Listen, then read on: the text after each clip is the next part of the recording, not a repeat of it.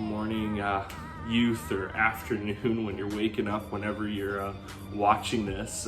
Just wanted to get a chance to share you your weekly devotional. Now, instead of continuing our Bible reading plan, I've got another thing I kind of want to talk to you about. This past week was that Bell Let's Talk kind of mental health week. And that's something that's very close to my heart, as it's something that my family's always dealt with. But I know for you students, it's actually a statistic. It's 1 in 3 struggles with mental health. So we know that it's either somebody in your classroom, it could be a sibling of yours, anything like that. We know that the pain and sometimes the struggle is there. But what I wanted to share with you is a few kind of things that the Bible kind of talks about when it comes to mental health. First of all, I know you guys know, like, I preach this verse a lot. It's a verse that's very close to my heart. It's something that I've inherited as like a mantra per se, but it's Proverbs 27:17, and it says, "Iron sharpens iron like one friend does to another." Now, the importance of that verse is just talking about friendships and how important they are to have such a good friendship in your life, or that person that you can rely on. It doesn't matter age difference, whatever it may be, but it's just finding that person that you can lean on, that you can give that text to in the middle of the night, or that phone call. Just know that as leaderships here, we're out here to care for you. All of our youth leaders are here to care for you. We'd love to get you connected to them. But just know that the analogy that they use, that sharpening of the steel, once a knife gets dull, it's quite useless. And you could feel in that point where you feel like broken and useless. But let me tell you, that knife isn't worthless at the end. It can get resharpened, repurposed, continue to be used. So just know that, as we are knives in this world, as this verse likes to know, should continue to sharpen one another. And it's so important to have those friendships in your life. But another verse that kind of also came up is in John 15 verse 13. It says, "There is no greater love than to lay down one's life for one other's friend."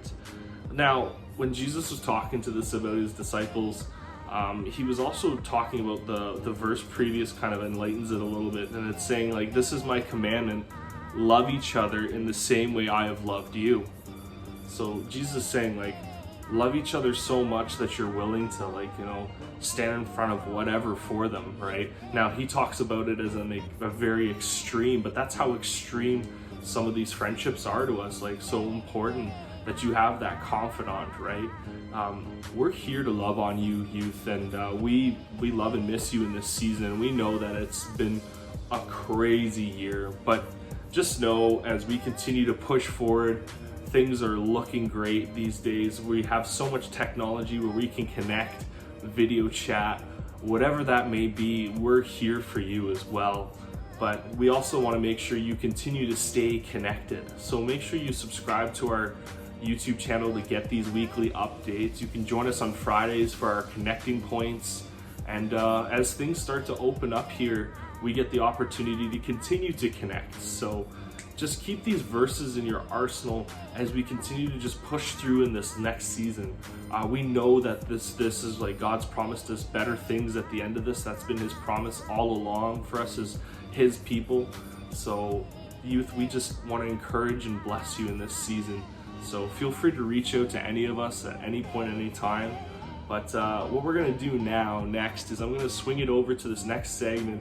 One of our leaders, Alex, has kind of taken upon himself to want us to get to know our leaders more, and I'm really excited about this. So I'm going to cut to a video here made by one of our own, Josh, and we're going to get to know each week a little bit more about our leaders and who they are, and we hope you enjoy these next little couple weeks as we explore this together.